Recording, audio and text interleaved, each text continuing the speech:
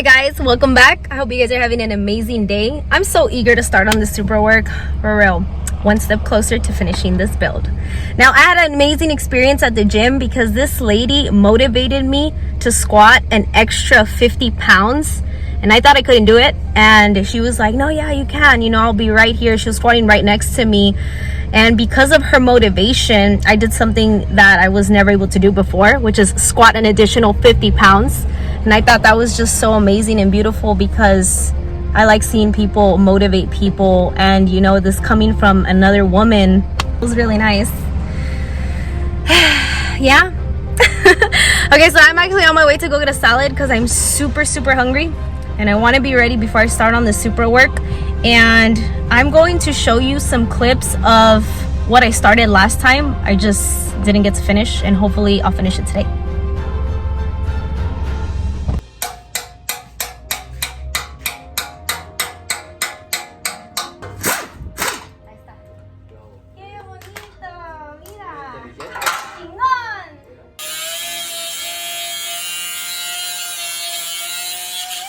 So I got the bolts that I needed from Lowe's in order to make this puller work properly, and then we're gonna see if this is effective, and we're gonna hope that these bolts are going to work because as you can see, they're low compression bolts, so they thread like all the way to the bottom of the base. So I don't know if it's gonna work.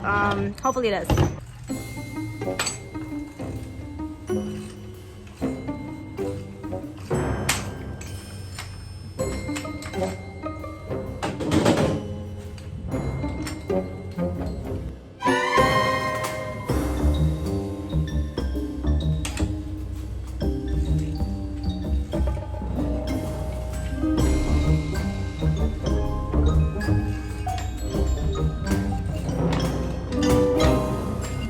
How it almost bent upwards. I mean, the bolts are hanging on for its dear life, but yeah, it's like not working at all. I was only able to like lift it just like probably like 1-2.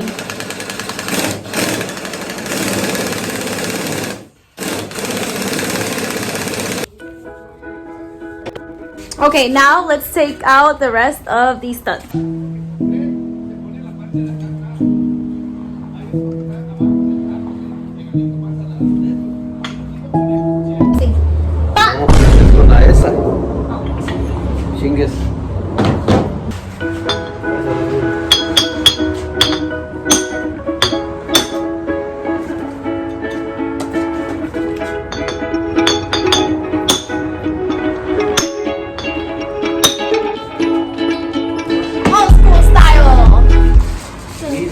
Guys, who am I kidding? I'm not gonna be able to finish that in one day. It took one day to finish, or actually not even complete it, just take apart an axle hub.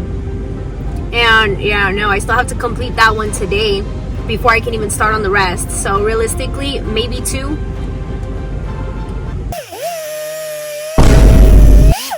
Even though I didn't get to do any hub work yesterday because the shop was super busy, at least I kind of laid out some of the panels and what I got to do to those panels to get those ready to install into the Supra. But today, you know, the shop owner is actually working on this 300ZX, which is pretty rad. He's dropping in a fresh motor. I guess the customer had an issue with the last motor. It only lasted him like 3,000-4,000 miles, and then it just gave out, and apparently it didn't have warranty, so that really sucks. Burgundy Z, Burgundy Z, and Burgundy 3.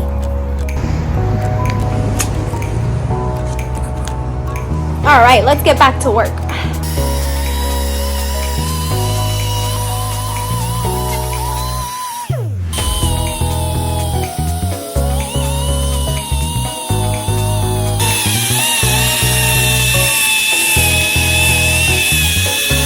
This axle carrier was left in gas for a couple days.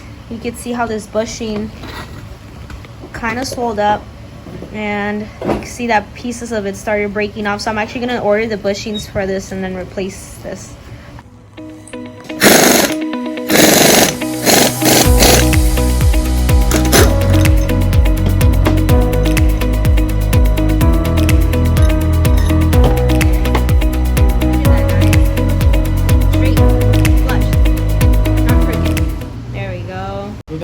Okay, now it's my turn.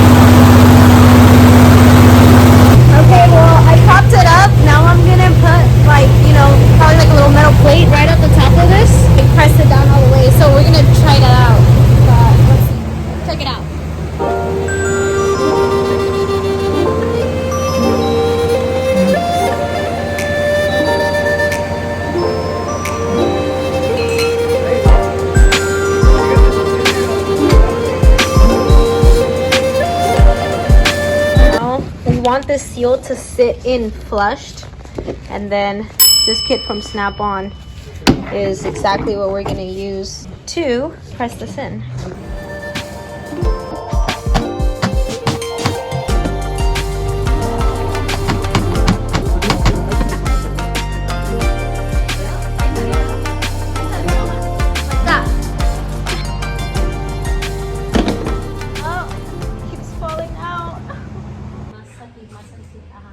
Ahí está, qué bárbaro.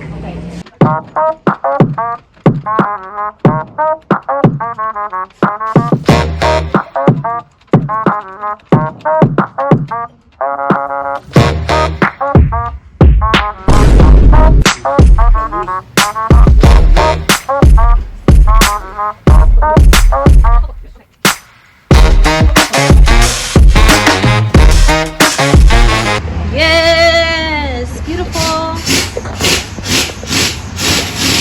Well, that's done. So now I'm gonna cut into this dust shield because I am not really gonna need any of this exterior piece right here. So I'm only gonna keep what's inside. So I'm gonna use a grinder to kind of get into these little tabs, these little indents right here. There's like one here, and then this should just pop right off.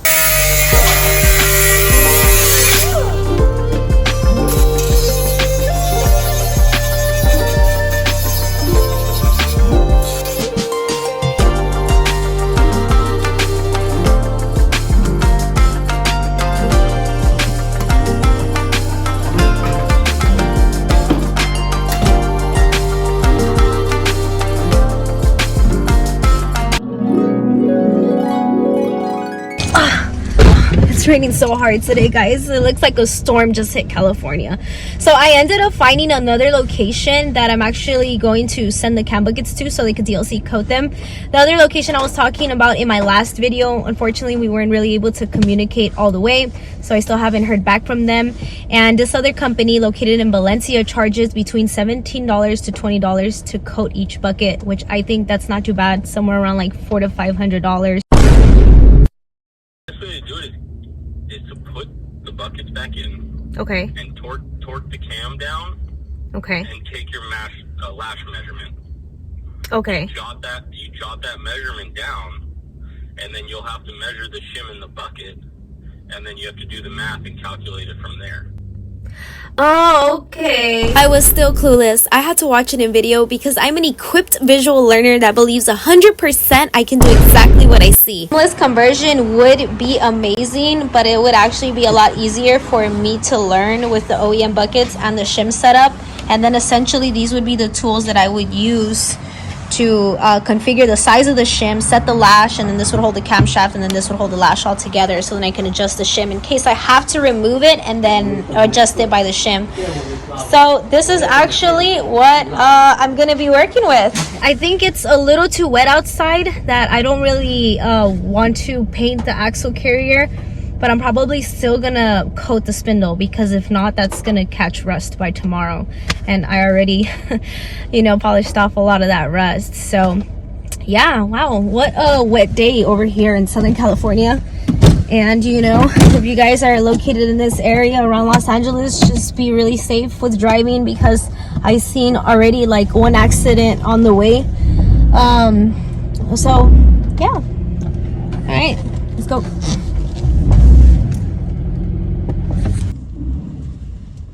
Life is too short.